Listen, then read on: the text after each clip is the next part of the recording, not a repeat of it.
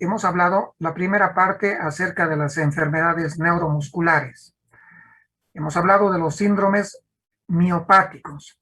Hoy empezamos a hablar acerca de la segunda parte de estas enfermedades neuromusculares y vamos a hablar de los síndromes miasténicos. Y dentro de los síndromes miasténicos está la miastenia gravis.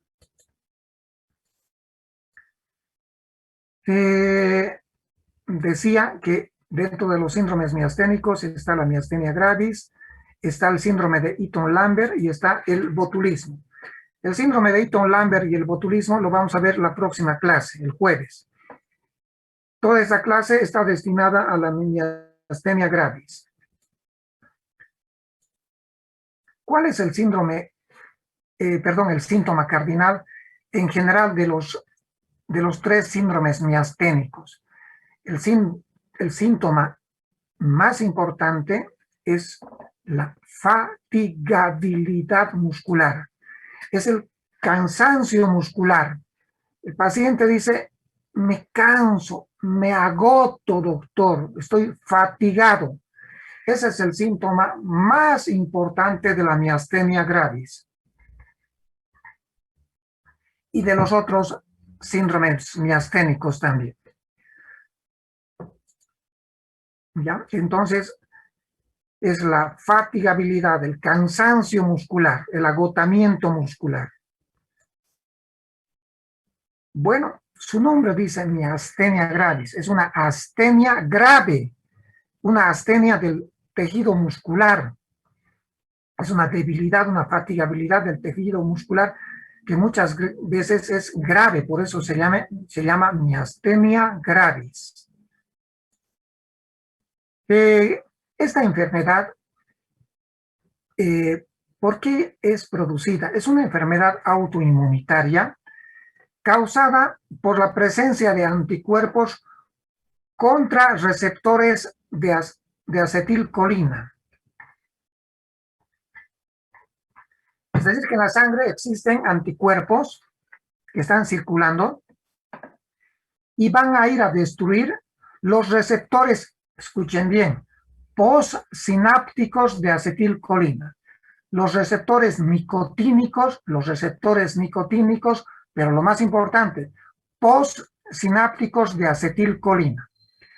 Miren, dice anticuerpos contra receptores de acetilcolina. Si nosotros abreviamos ACRA, estos anticuerpos contra receptores de acetilcolina se resumen con esta palabrita que se llama ACRA, anticuerpos contra receptores de acetilcolina. Sin embargo, en la miastenia gravis, algunas veces también podemos encontrar otra clase de anticuerpos. También son anticuerpos que destruyen a los receptores postsinápticos de acetilcolina. Este sin duda es el más importante, los anticuerpos ACRA, ¿ya? Pero algunas veces, decía, se pueden presentar estos otros dos anticuerpos que son menos importantes, como son el anticuerpo anti-MuSK quiere decir, MuSK quiere decir tirosina quinasa músculo específica. Tirosina quinasa músculo específica. Otra vez, tirosina quinasa músculo específica. Y el otro anticuerpo que también algunas veces está presente es el anticuerpo de la proteína 4, el anticuerpo de la proteína 4 relacionada con las lipoproteínas de baja densidad. Entonces estos anticuerpos se llaman anticuerpos que van a destruir aquellos receptores de la proteína 4 relacionadas con las lipoproteínas de baja densidad.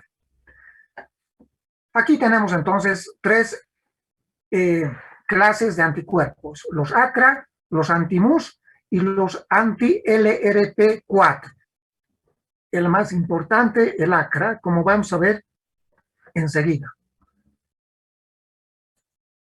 Bueno, y esto para que se entienda mejor, jóvenes. Esta es la unión neuromuscular. Esta es la placa neuromuscular. ¿Se puede ver, jóvenes? Sí, doctor. Sí, doctor.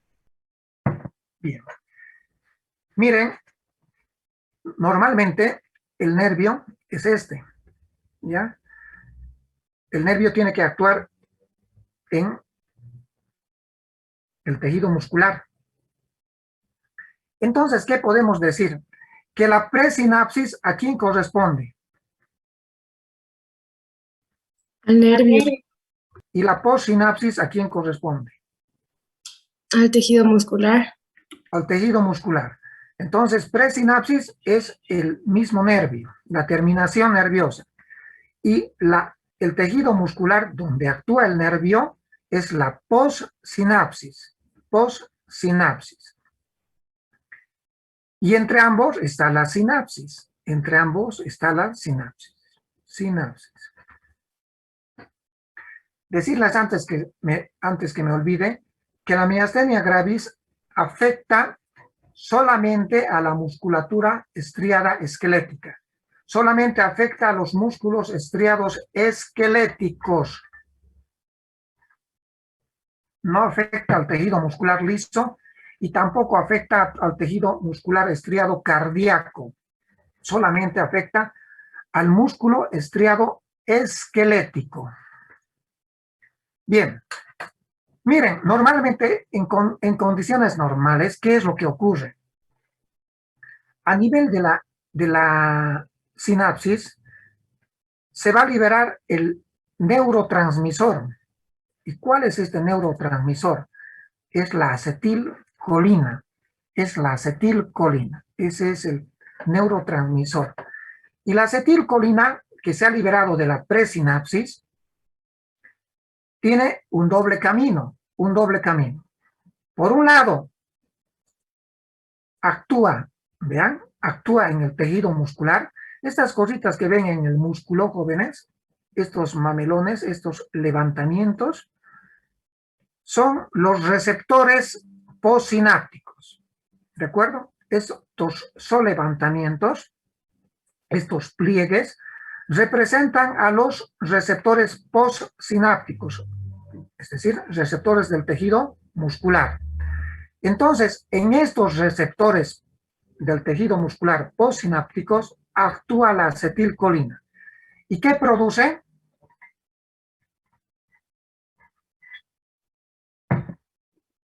¿Qué produce, pues, jóvenes? Contracción. Contracción muscular. Contracción muscular. Por una parte, entonces, la acetilcolina actúa a nivel de los receptores postsinápticos de acetilcolina, es decir, del tejido muscular, produciendo contracción muscular. Pero miren el otro camino. El otro camino es, va a la sinapsis, se queda, mejor dicho, en la sinapsis y va a ser degradada, metabolizada, eliminada, si quieren, por esta enzima, que se llama la acetilcolinesterasa. La acetilcolinesterasa.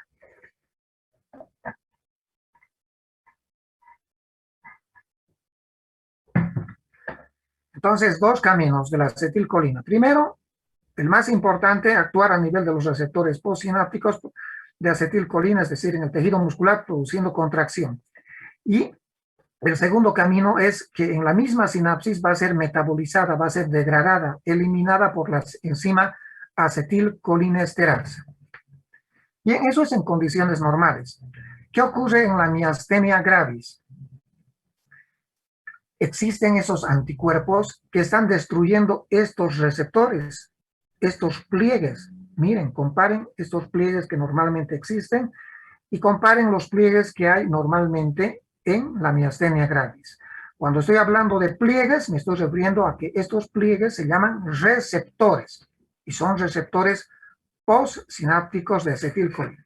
Entonces, en la miastenia gravis, los ACRA, los receptores, los anticuerpos, mejor dicho, anticuerpos contra estos receptores, los van destruyendo, los van haciendo que se pierdan. los van eliminando. Por eso es que hay poca cantidad de receptores. No es que en la miastenia gravis se terminan toditos los receptores, sino que existen quedan poca cantidad de receptores de acetilcolina. Y en estos poquitos receptores de acetilcolina es donde va a actuar la acetilcolina. ¿Ya? Pues nos vamos a ir adelantando un poquitito. ¿Qué podríamos hacer como tratamiento? ¿Qué podríamos hacer? Desgraciadamente no podemos devolverles sus receptores postsinápticos al paciente. ¿Pero qué podríamos hacer? Inhibir a la acetilcolinesterasa. Inhibir a la acetilcolinesterasa.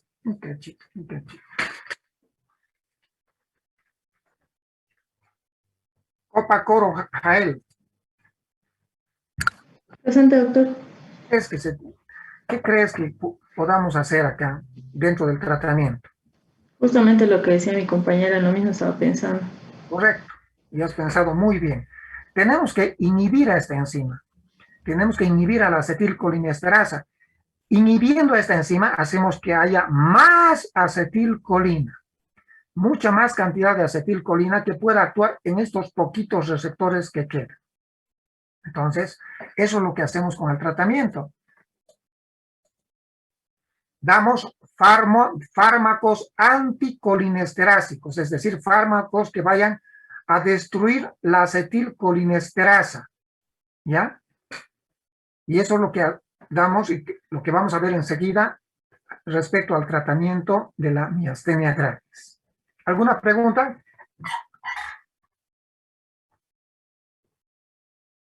Si está claro, continúo. Si quieren que lo repita, me dicen. Continuamos. Bien. No se olviden, son receptores nicotínicos postsinápticos. En los otros síndromes miasténicos, la patología está en la presinapsis, pero no nos adelantaremos. Respecto a la edad, es más, tiene una distribución bimodal. ¿Qué quiere decir bimodal? En el debut, el inicio es más frecuente en las mujeres a la edad de 20 a 30 años, mujeres. Y es más frecuente en los varones a la edad de 50 a 60 años. Por eso se dice, tiene una frecuencia bimodal. En las mujeres es más frecuente cuando son jóvenes, 20 a 30 años, que empiecen a presentar esta enfermedad. En cambio, en los hombres, un poquito más tarde, 50 a 60 años. Eso no quiere decir que antes o después se pueda presentar, ya sea en hombres o en varones. Solamente estamos hablando de mayor frecuencia. ¿Cuál es la clínica? Ya hemos visto por qué se produce. Esta es una enfermedad autoinmunitaria. Hemos dicho al comienzo, cansancio muscular. Esta fatigabilidad muscular tiene una característica muy importante, jóvenes, que es o se manifiesta más cuando uno hace actividades físicas. Cuando uno hace actividades físicas. Es más con el ejercicio, es más con el esfuerzo. Y también se presenta más en las horas de la tarde o al final del día. ¿Ya?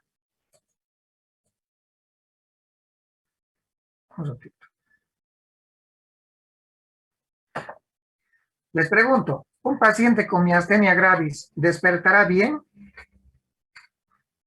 Sí, doctor, puede que sí. Correcto. El reposo mejora, entonces despiertan los pacientes muy bien, pero a medida que van haciendo sus actividades, 11, 12 del mediodía, 1, 2 de la tarde, ya están agotándose. Y conforme continúan haciendo sus actividades, en horas de la tarde, ya prácticamente están más cansados, más fatigados, más agotados. Esta fatigabilidad también tiene como característica de ser asimétrica. Asimétrica. Quiere decir, en un lado del cuerpo, ya sea en el lado izquierdo, ya sea en el lado derecho, en un lado del cuerpo. A eso se refiere de asimétrico. Lo más frecuente, jóvenes, ¿qué músculos son los que se afectan con mayor frecuencia? Los músculos oculares. Músculos oculares. Y dentro de estos músculos tenemos al elevador del párpado superior, el más frecuentemente afectado, el elevador del párpado superior. Pero también se pueden afectar los músculos rectos, el recto superior, el recto inferior, el recto externo, el recto interno, etcétera, etcétera, o los oblicuos. Por lo tanto, decimos, si es más frecuente la afectación del elevador del párpado superior, ¿qué tendrán estos pacientes? Tosis palpebral. Y si se ven afectados los rectos o los oblicuos, ¿qué tendrá el paciente? Estrabismo y, por lo tanto, visión doble, diplopía. De lejos, la presentación más frecuente de la miastenia gravis es el compromiso de los músculos oculares. Menos frecuente los músculos de la expresión facial. Menos frecuente los músculos de la expresión facial. El macetero, el risorio, el bucinador, etcétera, etcétera. Pero también, jóvenes, se puede presentar este cansancio no solamente en los músculos de la cara, se puede presentar también en los músculos de las extremidades. De las extremidades. Y la característica es que el compromiso, la debilidad, la fatigabilidad es más de predominio proximal. Es decir, más se afectan los músculos del brazo y del hombro, y también los músculos de la cintura pelviana, los músculos de los muslos. No se olviden este detalle, que es asimétrico. El inicio es asimétrico, empieza en forma asimétrica, ya conforme va pasando el tiempo puede tornarse simétrico, pero al inicio es asimétrico. No se olviden que lo más frecuente es el compromiso de los músculos oculares, produciendo tosis palpebral y o diplopia. Menos frecuente el compromiso de las extremidades superiores e inferiores. En base a esto, podemos ir adelantándonos un poquito. La miastenia gravis se divide o se clasifica en dos grandes grupos. Si se afecta solamente los músculos de los ojos o los músculos oculares, se llama miastenia gravis ocular. Ocular. Pero si además se afectan los músculos de las extremidades superiores e inferiores, se llama miastenia gravis generalizada.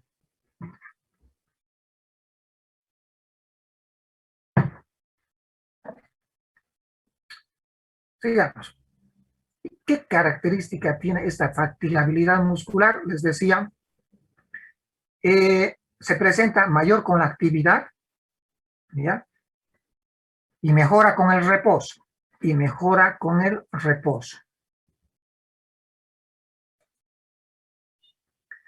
¿Cómo llegamos al diagnóstico? Sin duda que el pilar más importante es la sospecha clínica. ¿Y cuál es la clínica? Fatigabilidad muscular. Fatigabilidad muscular que es más frecuente en la musculatura ocular. Generalmente, jóvenes, empieza en la musculatura ocular y con el transcurso de los meses o los años se generaliza a los músculos de las 4 extremidades. Generalmente empieza por la musculatura ocular. Pero ¿Cuál es el rasgo distintivo? Esto. No. Ahí no es. Que esos pacientes empeoran con la actividad y mejoran con el reposo. Así, por ejemplo, yo le pregunto a la paciente, usted, señorita o señora, cuando despierta, ¿cómo está? Me dice, bien, doctor, despierto muy bien, estoy muy bien. Pero ya pasan las horas 10, 11, estoy trabajando, estoy haciendo mis quehaceres, ya me voy cansando. Por ejemplo, mi astenia gravis ocular, mis ojitos, los dos lados o un lado generalmente, se empieza a caer tosis palpebral y empiezo a ver doble. Y le pregunto, señora o señorita, usted cuando va a descansar, ¿cómo se siente? Doctor, hago mi siestita a mediodía y me levanto, hago una siestita de media hora o una hora y despierto bien, otra vez mis ojitos se abren. A veces tienen la oportunidad de hacer su siestita, pero a veces las pacientes o los pacientes no descansan. ¿Y qué dicen? A lo largo del día mis ojitos cada vez se me van cerrando, doctor. En la tarde prácticamente aparezco como chinito, doctor. Como chinito estoy, doctor. ¿Ya? Me voy a cenar, descanso, doctor. Y al día siguiente despierto con mis ojitos ya mejor abiertos, doctor. Repito, el reposo mejora, la actividad, el esfuerzo, el ejercicio empeora. Existen pruebas que pueden ayudarnos a diagnosticar la miastenia gravis. Una de esas pruebas es inyectar este medicamento que no lo disponemos, cada vez es menos frecuente el conseguir este medicamento. Este es un anticolinestrásico de acción ultra corta. Es el Tensilon. Su nombre genérico es el edrofonio.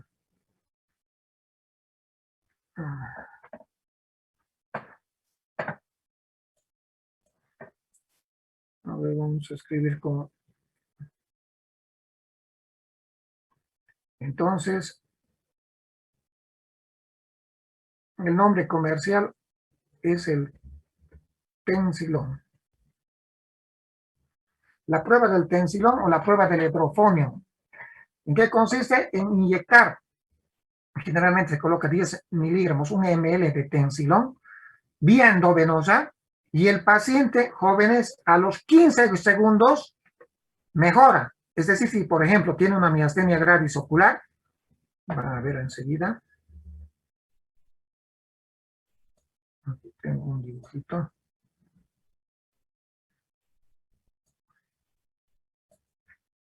Miren qué pasa. Ahí tenemos la tosis palpebral, la diplopia que tiene una pacientita, le colocamos edrofonio, miren los ojitos. Después de 15-30 segundos, abre los ojos, es decir, mejora. ¿Qué es el edrofonio? Un anticolinestrásico de acción ultra corta. De acción rápida, pero ultra corta. Y mejora. Esta es una prueba que nos ayuda. Pero les decía, cada vez no se puede conseguir, cada vez que pasa el tiempo, no se puede conseguir el Tensilon. En Bolivia yo nunca he visto Tensilon en las farmacias. En el exterior sí hemos encontrado alguna vez también porque no es no es comercial, por lo tanto las farmacias no lo traen mucho. Pero bueno, es una prueba que si está a nuestra mano podemos utilizar, si está disponible. Entonces, ¿qué también? Perdón. A veces, en vez de utilizar edrofonio, podemos utilizar otro anticolinestrásico, como es el neostigmin. El neostigmine, así se escribe, viene con el nombre comercial de prostigmine. El prostigmine. Entonces, aquí anotamos el neostigmin. Este medicamento también podemos utilizarlo. Nombre comercial, prostigmine, ampollitas de 0,5 miligramos. Este medicamento algunas veces lo utilizamos por vía intramuscular. Lo he usado por vía intramuscular en algún paciente, el neostigmine. Le he colocado una ampollita por vía intramuscular. Y si es por vía intramuscular, comprenderán que la respuesta no es tan fácil. Al paciente le he pedido que se siente un rato, una media hora, una hora, y después de una hora, el paciente ha ido mejorando, ha ido abriendo los ojos. Entonces, son medicamentos que pueden ayudarnos a diagnosticar miastenia gravis. Pero sin duda, existen o nos basamos nosotros para el diagnóstico en pruebas electrofisiológicas como es la electromiografía. La electromiografía. Y existen dos clases de electromiografía específicas que diagnostican miastenia gravis. Una se llama estimulación repetitiva. ¿En qué consiste la electromiografía de estimulación repetitiva? Se coloca, a ver, vean acá el dibujo. Normalmente si colocamos a un músculo, normalmente, estoy hablando, normalmente, si colocamos una agujita, vemos que en el registro, en el papel, en el registro electromiográfico, hay estas ondas que no se agotan. Esto en un paciente normal. En cambio, un paciente que tiene miastenia gravis, miren qué ocurre. A medida que voy estimulando a través de esa agujita que le he puesto en el músculo al paciente, ¿qué va existiendo? Estas onditas, como están viendo, van disminuyendo de amplitud. Ya esto se llama potencial decrementado o se llama también la actividad decremental de la miastenia gravis. ¿Qué quiere decir? Que estas onditas están descendiendo en amplitud, decrementan, descienden, a eso se refiere. Esa es una clase de electromiografía, pero les decía, hay dos. Una, repito, de estimulación repetitiva. Y la otra se llama electromiografía de fibra muscular aislada. De fibra muscular aislada. Quiere decir que en ese músculo que estoy sospechando que está débil, a ese músculo me voy a dirigir con la agujita, le voy a pinchar y voy a ver qué respuesta muscular tiene. ¿De acuerdo? Estas son las dos clases de electromiografía específicas que se hacen en la miastenia gravis. Decía, sin duda, una de las pruebas que nos sirve muchísimo y en la prueba electromiográfica, esa en la que nos basamos muchas veces para diagnosticar, un pilar también de apoyo en el diagnóstico de miastenia gravis. Pero el examen que mejor nos orienta, ¿qué creen que sea? Estamos hablando de la miastenia gravis. ¿Qué creen? Causa. ¿Cuál es la causa? El laboratorio busca los anticuerpos. En el laboratorio vamos a ver estos anticuerpos. Tenemos que encontrar estos anticuerpos. Pedimos laboratorio diciéndole, quiero que me determine si hay o no hay anticuerpos contra receptores de acetilcolina. ¿Ya? Miren. Les he dicho, hay dos clases de miastenia gravis. Ocular, que con el transcurso de los meses o de los años se generaliza a todo el cuerpo. Generalizada. Cuando tenemos una miastenia gravis ocular, solamente en el 50% están presentes estos anticuerpos contra receptores de acetilcolina. En cambio, en la miastenia gravis generalizada, en el 85%. En el 85%. ¿Ya? Entonces, ¿qué hacemos si nosotros tenemos la presencia de estos anticuerpos apoyados con la electromiografía, no necesitamos ya de otros exámenes. Además de la clínica, es compatible con una miastenia gravis. Pero algunas veces, jóvenes, podemos pedir los otros anticuerpos. ¿Cómo se llaman?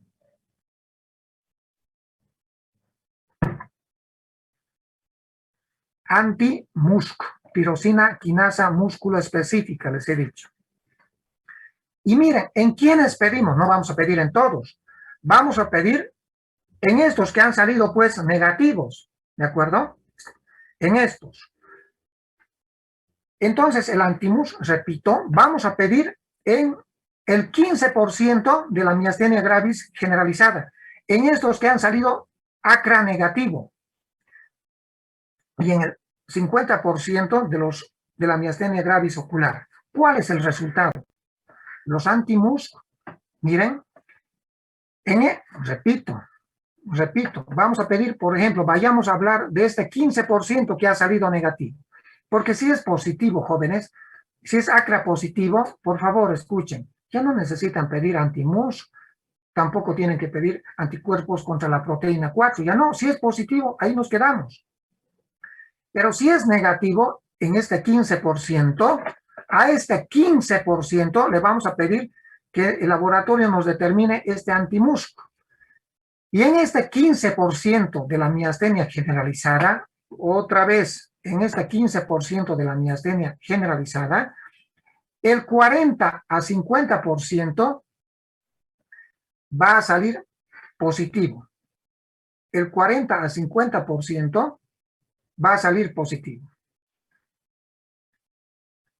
Repito, los anti-MuSK. ¿Se está entendiendo, no? Este ACRA negativo se está refiriendo al 15%. A este 15% que ha salido negativo. Entonces, de este 15% que ha salido otra vez negativo, de este 15% que es restante, de este 15%, el 40-50% va a salir positivo. ¿Qué estoy queriéndoles decir? Que más o menos entonces, en general, en la miastenia gravis generalizada, ¿en qué porcentaje más o menos? ¿A qué porcentaje más o menos corresponde este 40-50%?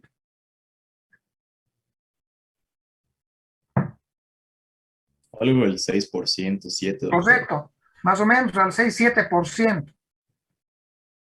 Al 6 al 7%. Y ese otro 6-7% sigue siendo negativo tanto al ACRA como al anti-MuSK. Ahora, el anti-MuSK en la miastenia gravis ocular es negativo. Es negativo.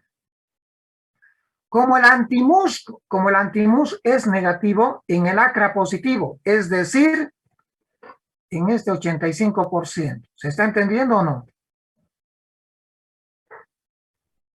Por favor, díganme si no están entendiendo.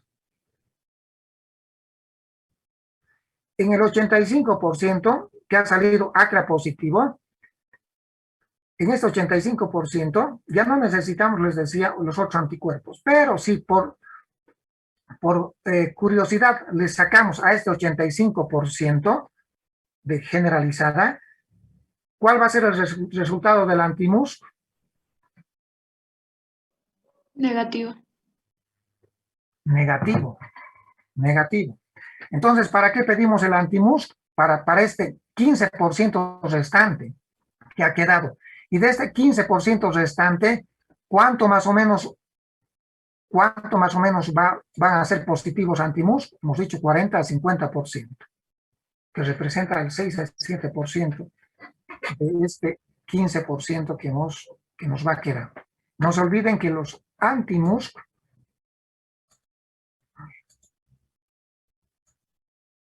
los anti-MuSK entonces no se ven en la miastenia gravis ocular, como tampoco en la miastenia gravis generalizada que ha salido ACRA positivo. Bueno, entonces, ¿qué podríamos decir? ¿Cuánto más o menos nos va quedando? Ahora, si tenemos antimus, nos quedamos tranquilos, ¿ya? No pedimos nada más. Pero, ¿qué porcentaje también nos queda de miasténicos que han salido negativos tanto al ACRA como al antimusc? ¿Qué porcentaje? De un 7 al 8% más o menos. Correcto. 85% ha salido positivo al ACRA. El 7%, más o menos, 7,75%, si es el 50%, sale positivo al antimus. Y para ese 7,5% restante, podemos pedir los anticuerpos contra los receptores de la proteína 4 relacionados con las lipoproteínas de baja densidad. ¿Se está entendiendo? En pacientes ACRA negativo y antimus negativo, entonces en este pequeño porcentaje del 7% le pediremos este anticuerpo, anticuerpos contra los receptores de la proteína 4. Pero jóvenes, estos receptores son, estos anticuerpos, su determinación, sobre todo en Bolivia, no lo hacemos. Sí hacemos el ACRA y el antimusc. Por lo tanto, los anticuerpos contra los receptores de la proteína 4 son un tanto teóricos en nuestro país, pero tienen que conocer ustedes porque algunas veces, algunos de ustedes van a ir al exterior a dar exámenes para la residencia. Entonces, nos quedamos con eso.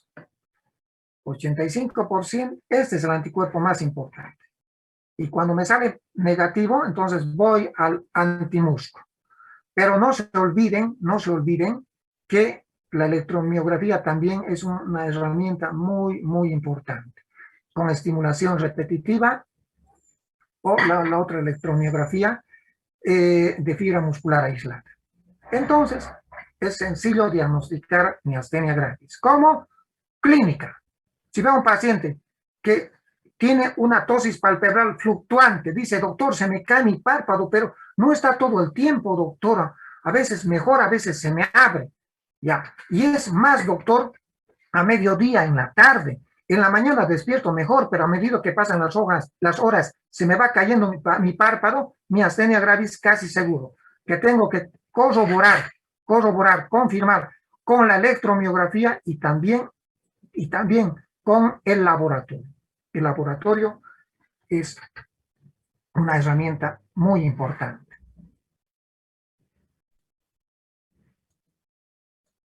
Bien.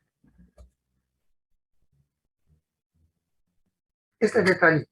En la miastenia gravis, jóvenes, por una parte, los reflejos osteotendíneos son normales.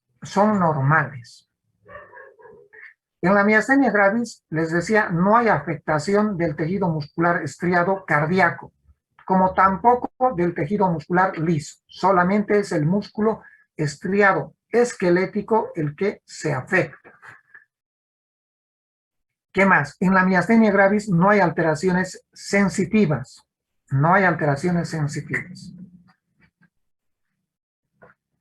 En la miastenia gravis no hay alteración del sistema nervioso autónomo, no hay disautonomías, ¿ya?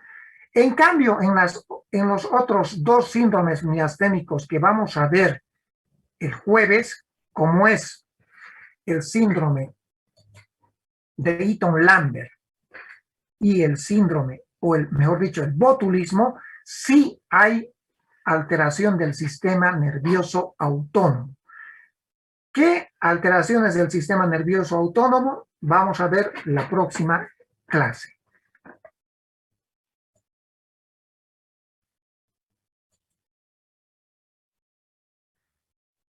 En la miastenia gravis, algunos medicamentos no deben ser indicados. Por eso yo a mis pacientitos con miastenia gravis jóvenes, les digo, cualquier medicamento que usted vaya a tomar, señor o señora, por favor, me va a llamar. Y si no le contesto, me va a escribir al WhatsApp. Yo siempre a todos mis pacientes les digo eso, me va a escribir cualquier medicamento que usted vaya a tomar o vaya a administrarse, vaya a pincharse. Si su médico le dice que se tiene que pinchar o tiene que tomar, me va a decir. ¿Por qué? Porque algunos medicamentos jóvenes agravan la miastenia gravis. Así, por ejemplo, tenemos los macrólidos, los aminoglucósidos, las quinolonas, la ciprofloxacina, la levofloxacina. Estos medicamentos agravan, empeoran a la miastenia gravis, empeoran. Y ahorita vamos a hablar qué quiere decir ese empeoramiento.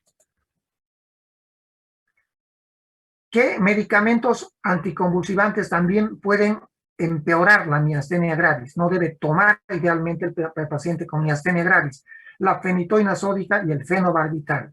Pero también hay otros medicamentos, como por ejemplo el uso del propanolol, el uso del mifedipino, un antihipertensivo, ¿no es cierto? No debe tomar el miasténico. Derivados de la quinina, la cloroquina, también no debe ser administrado en un paciente miasténico.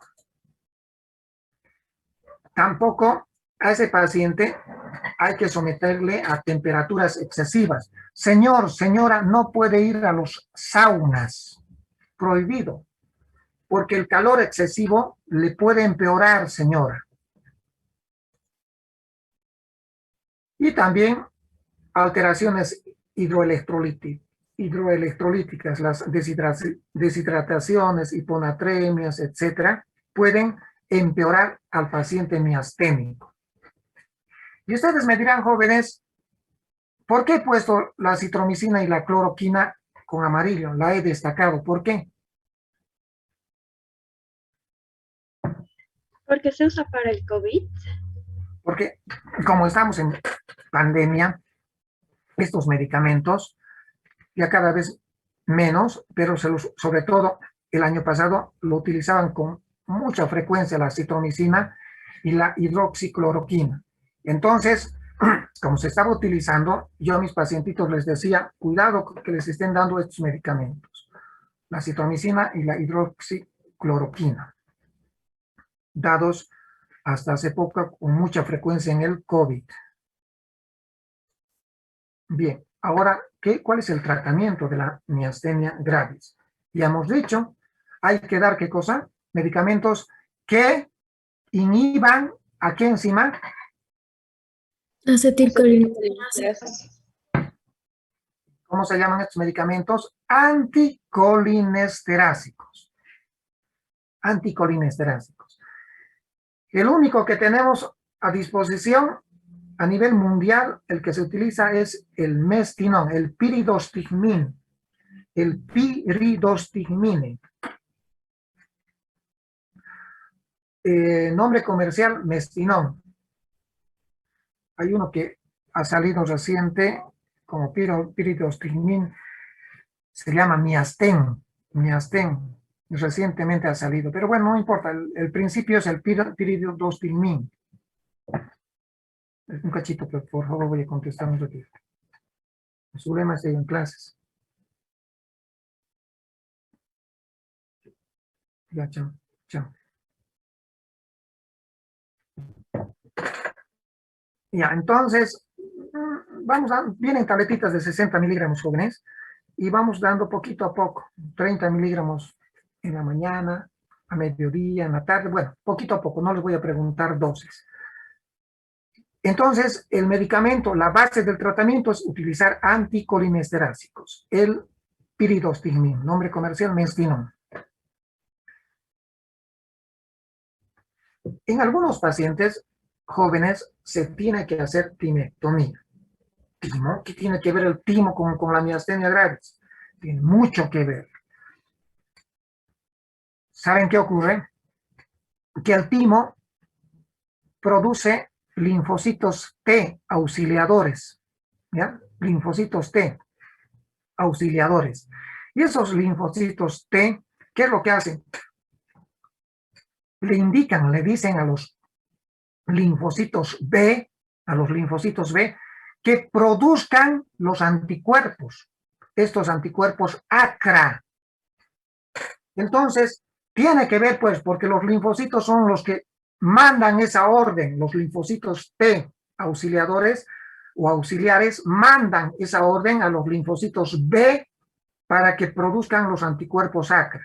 Entonces, tenemos que sacar el órgano donde se producen los linfocitos T auxiliares. ¿Y dónde es? El timo. El timo. Tenemos que hacerle una timectomía, ¿ya? Por lo tanto, ¿qué podemos decir? ¿Que se debe hacer una timectomía? Sí, pero tiene sus indicaciones. ¿Cuáles son las indicaciones? Que el paciente sea joven o relativamente joven. La edad comprendida es entre los 15 a 45 años. Vamos a anotar. Entonces, edad de a 55 años. A través de grandes estudios se ha demostrado que realizar antes o realizar después no tiene beneficio, no hay beneficio. La otra indicación, jóvenes, es que haya, o que sea, mejor dicho, una miastenia gravis. ¿Qué cosa?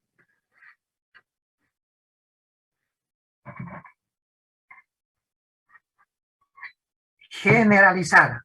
No funciona en la miastenia gravis ocular, solamente en la miastenia gravis generalizada. Repito, no funciona en la miastenia gravis ocular, no sirve para la ocular.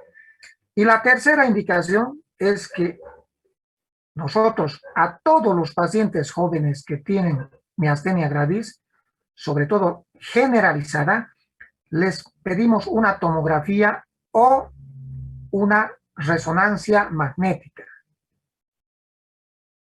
Y a través de la tomografía o resonancia nuclear magnética, diagnosticamos pues la presencia de timomas, que el paciente tenga timomas. Se ha visto también que la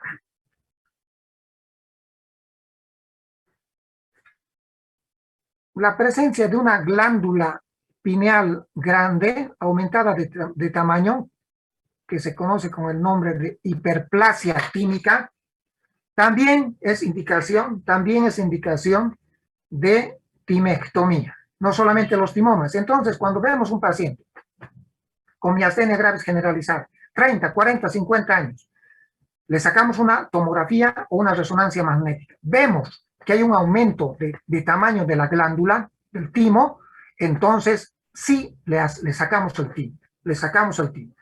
Y la biopsia nos dirá si es timoma o es hiperplasia, pero en cualquiera de esas dos circunstancias sirve. ¿De acuerdo? Entonces, esas son las tres indicaciones. La edad, 15 a 55 años, que la miastenia gravis sea generalizada y que en la tomografía o resonancia magnética encontremos la presencia de timomas o hiperplasias tímicas. Repetir que no sirve para la miastenia gravis ocular.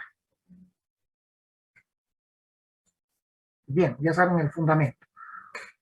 ¿Cuál es la otra?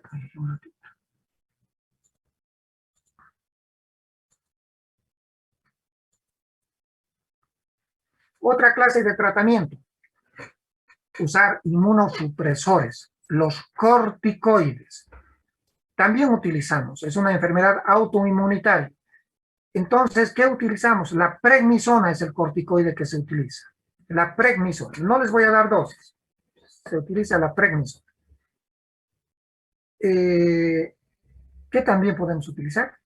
Como inmunosupresor. Los anticuerpos monoclonales están de moda. Ustedes han escuchado hablar de los anticuerpos monoclonales, el rituximab. Es el anticuerpo monoclonal que está demostrado que sí sirve para la miastenia gravis. Sobre todo, anoten eso, sobre todo en aquellos pacientes miasténicos en quienes se ha demostrado anticuerpos anti-MuSK, antitirosina quinasa músculo específica. Para eso sirve el rituximab, este anticuerpo monoclonal. Entonces, esto es lo que usamos en ocasiones como tratamiento. Y bien, jóvenes, se realizará plasmaféresis. Ya saben ustedes, hemos hablado de plasmaféresis, como también hemos hablado de el uso de inmunoglobulinas endovenosas. ¿Se acuerdan en qué patología hemos hablado? En Guillain-Barré. En el Guillain-Barré. La pregunta, ¿en qué casos creen ustedes que se puede usar ya sea plasmaféresis o ya sea inmunoglobulinas?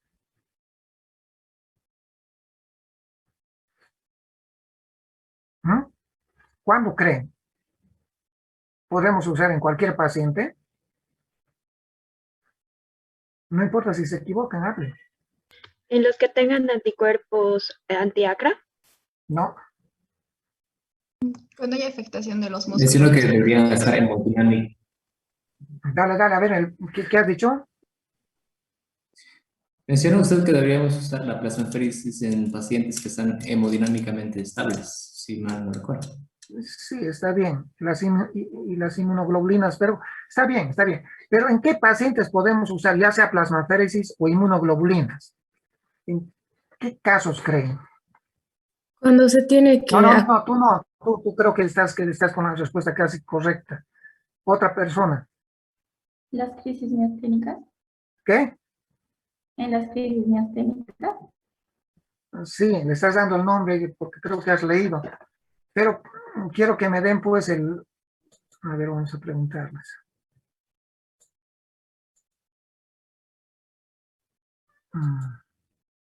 Maribel Aguilar. En miastenias gravis oculares. No. A ver, la pregunta, Maribel. En el Guillain-Barré utilizamos plasmaféresis o inmunoglobulinas, ¿cuándo?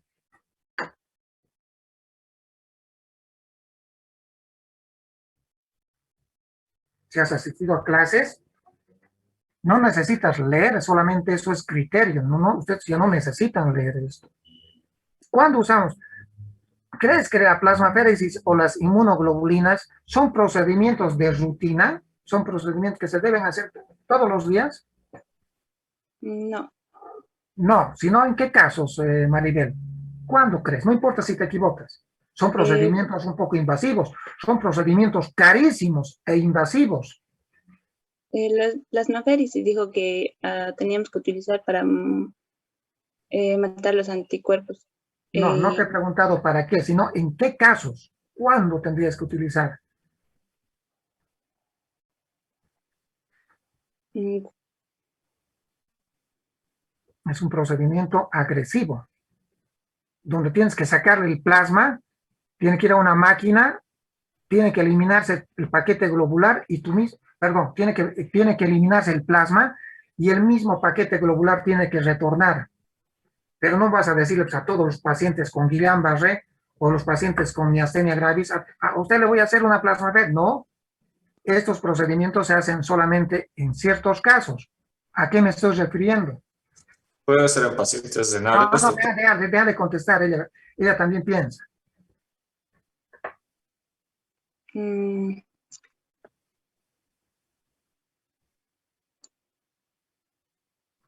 Ana Beatriz, dale.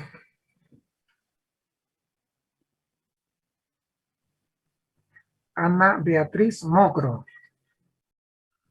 Doctor, no sé. Razonar solamente si tú estabas en la clase de Guillain-Barré, ¿o no? Ya, Sí, pues. pero no recuerdo.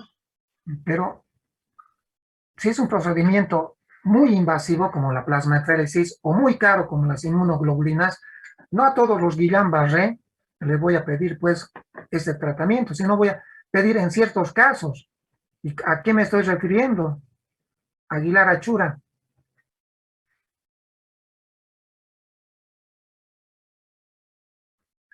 Barea Ramírez. Doctor, tal vez se puede usar en casos de crisis porque el plasma va a eliminar los anticuerpos de forma Ya. agresiva. Es un procedimiento invasivo, ¿no es cierto? Le estás sacando, por ejemplo, la plasmaféresis, ¿qué quiere decir? Sacarle 2 a 3 litros de sangre. Hay que sacarle 2 a 3 litros de sangre. Es harto, ¿no es cierto? Lo que tienes que sacarle. Y tienes que eliminar el plasma, reponer sus glóbulos rojos, blancos, plaquetas, y ese plasma, esos 2, 3 litros que has sacado, tienes que reponer con sustitutos plasmáticos, ¿ya? Bien, pero ¿en qué casos? No se hace en todos los casos. Se hace cuando hay mucha necesidad. Ya te ha ayudado Barea. ¿Qué significa mucha necesidad en el Guillain-Barré? En las crisis, doctor. ¿Cómo? En el Guillain-Barré o en este caso me refería Vamos a partir con el Guillain-Barré. Ese se utiliza en las variantes, doctor, que hay. ¿Cómo?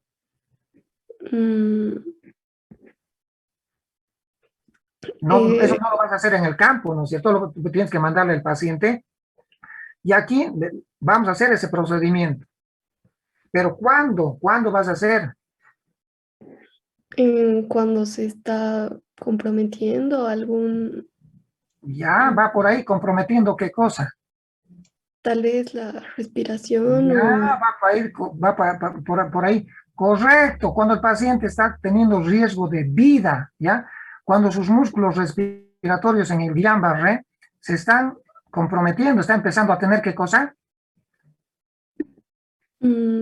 Está teniendo una crisis, doctor. No puede ser. Si se están comprometiendo sus músculos de la respiración, ¿qué va a tener el paciente? Se va...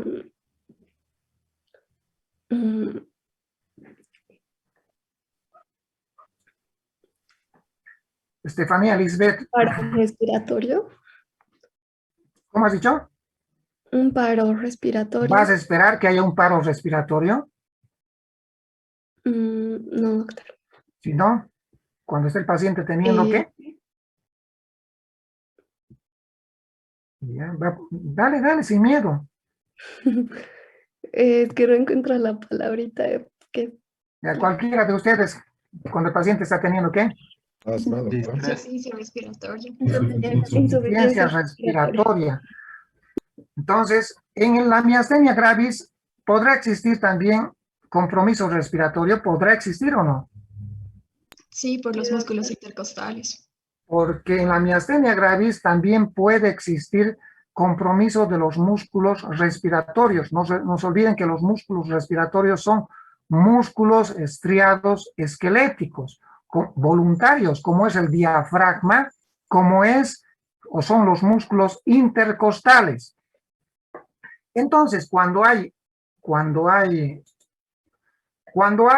compromiso respiratorio, el paciente ya está empezando a agotarse, a tener dificultad respiratoria.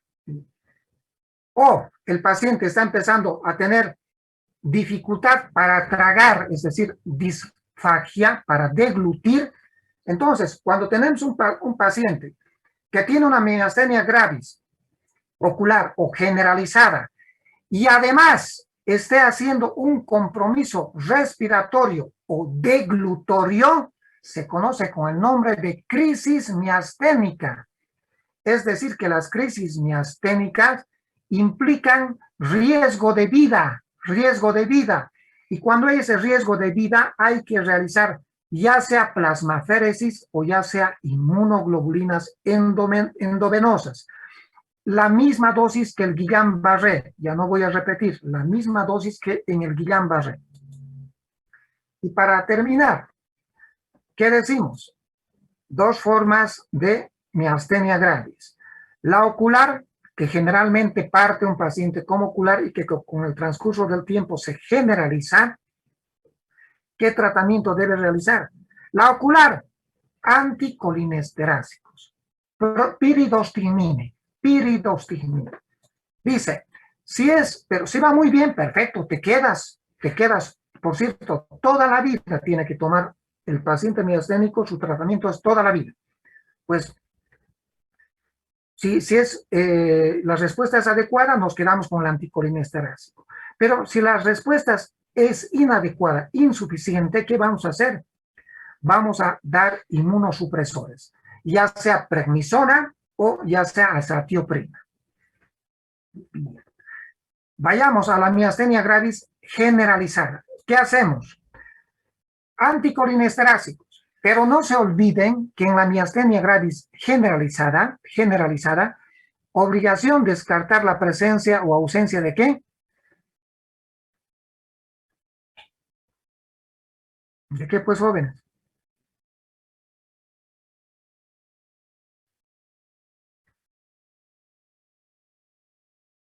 Cualquiera de ustedes conteste qué tenemos que descartar en la forma generalizada.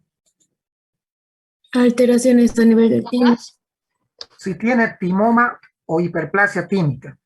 Cuando es generalizada, cuando el paciente está comprendido entre los 15 a 55 años, obligación de hacer tomografía o resonancia magnética.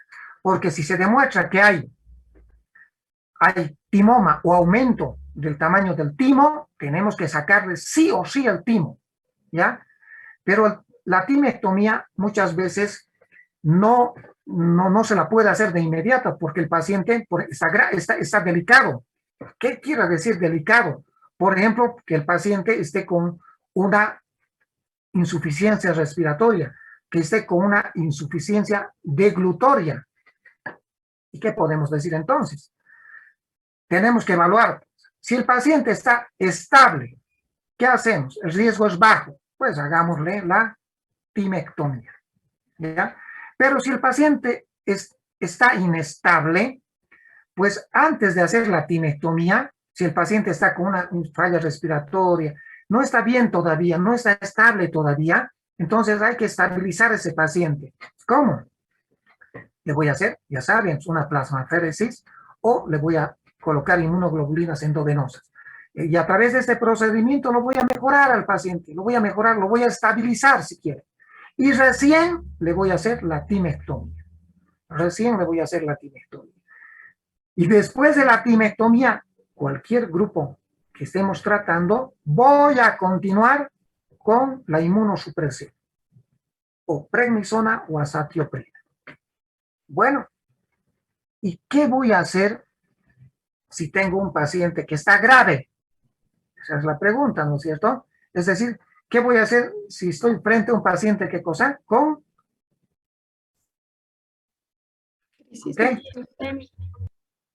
crisis miasténica, si está con falla respiratoria. A muchos de estos pacientes los vamos a intubar, los vamos a llevar a terapia intensiva. Ojo, que la crisis miasténica es una emergencia neurológica, debe ser tratada en terapia intensiva.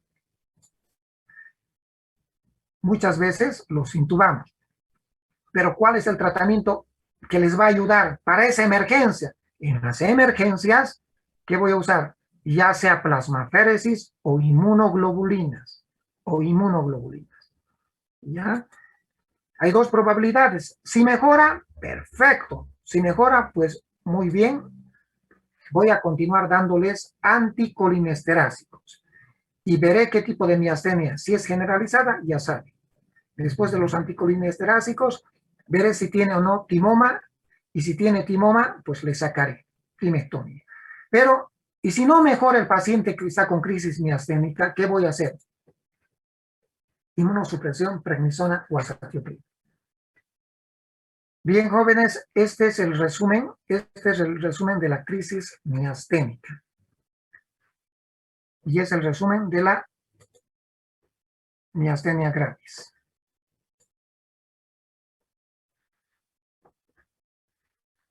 ¿Preguntas?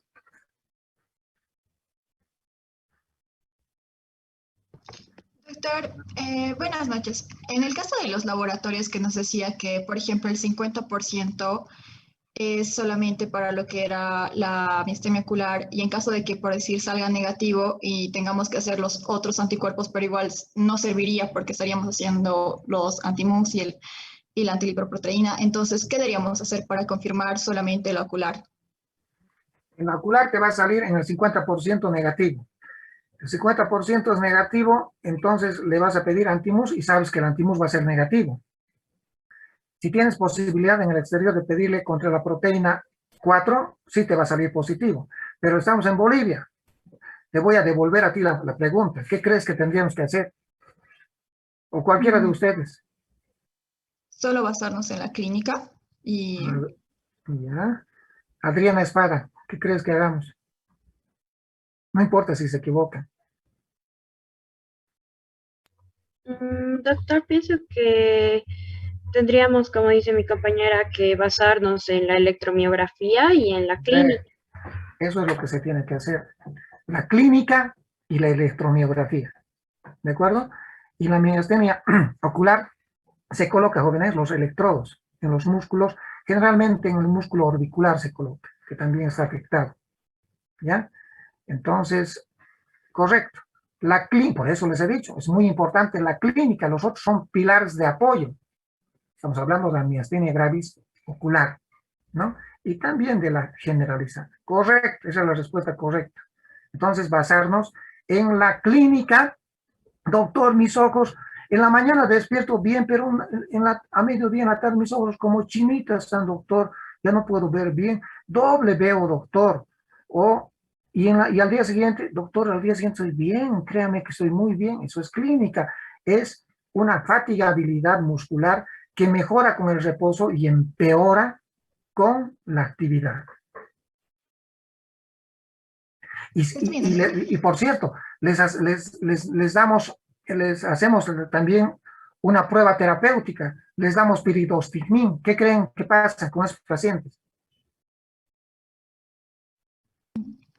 otra vez van a volver a abrir los ojos dentro de un Ahora, tiempo. pues, lo cito en 10, 15 días y el paciente viene y me dice, doctor, gracias, estoy mucho mejor. No estoy tan bien, doctor, pero me siento mucho mejor. Confirmado el diagnóstico.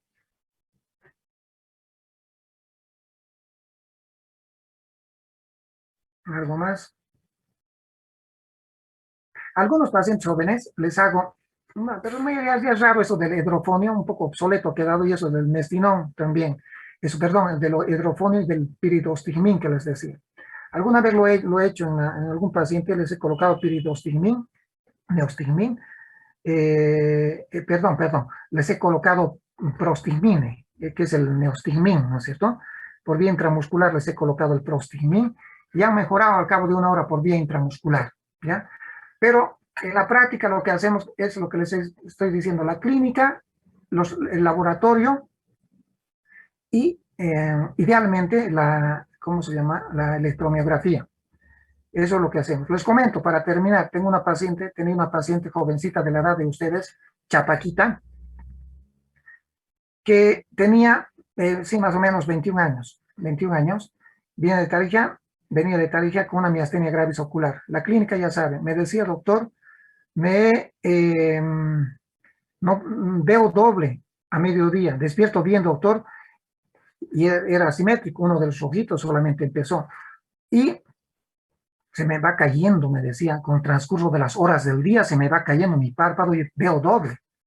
Ya, y en la noche, y al día siguiente, cuando duermes, cuando despiertas, bien, doctor, solamente en el día. Cuando amanezco, doctor, estoy bien, despierto y estoy bien, pero con el transcurso de las horas del día, voy viendo doble y se me va cerrando mis ojitos, mi ojito. Créame que a las 4 o 5 de la tarde ya mi ojo prácticamente está cerrado.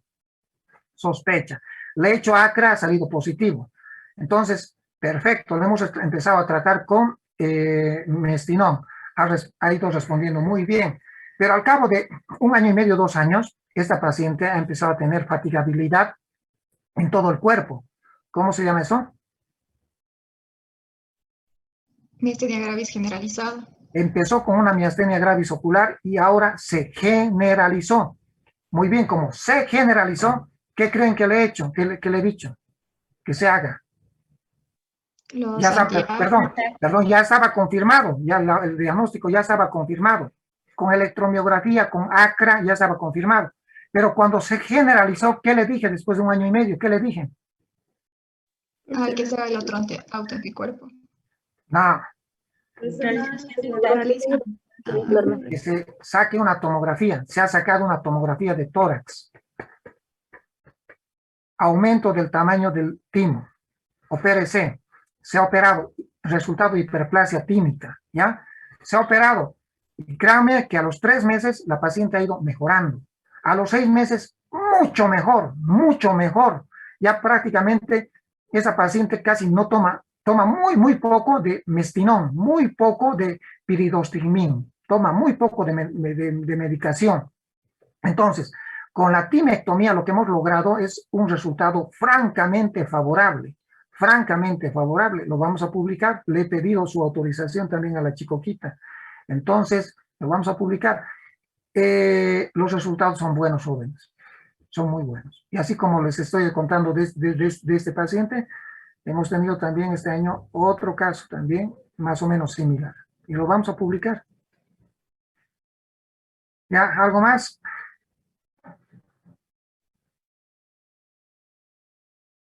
Nada más. Nos quedan 2 síndromes miasténicos cordialmente invitadas para el día jueves. Invitados. Nos vemos, jóvenes, hasta el día jueves. Hasta luego, doctor. Hasta luego, doctor. Muchas gracias. Chao. Muy buenas noches.